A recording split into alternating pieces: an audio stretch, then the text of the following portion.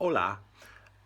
So we sat down to watch The Winning Space episode 2 today, and it's a episode that's missing in the archives, and therefore I went to YouTube and typed in The Winning Space episode 2, and were presented, rather than loose cannons, mighty fine reconstructions, with a homemade, enthusiastically put together animated version of The Winning Space episode 2.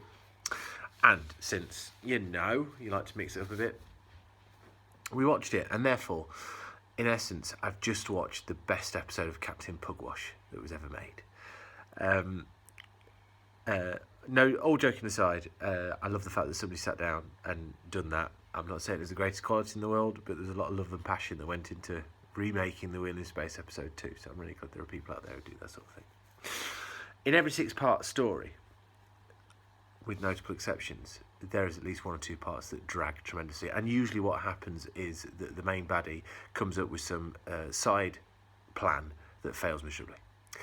And it's possible, we'll find out, that this is the episode that would have dragged. However, instead of doing that, what it's done is we've had no big baddie reveal, apart from at the end of the episode. And we just get what normally takes 10 minutes, half an episode, the Doctor and companion getting in awkward scrapes with the people, extended out into the whole of the episode. Now, feasibly, because it was a reconstruction and because of the novelty of seeing an animation, the fact that Jamie, for example, because the Doctor's not in it, principally, he's knocked out, because Jamie's sort of on his own, without anybody to talk to, and because we can't see him moving around, because it's just this Jamie moving into shot, then out of shot.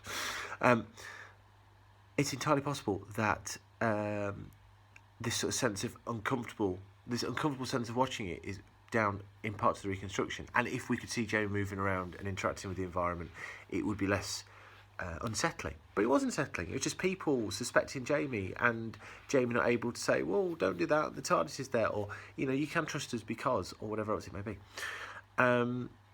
So it actually made for a really interesting episode of Doctor Who. It was very low-key. It was very talky, apart from the Jamie bits, bless him.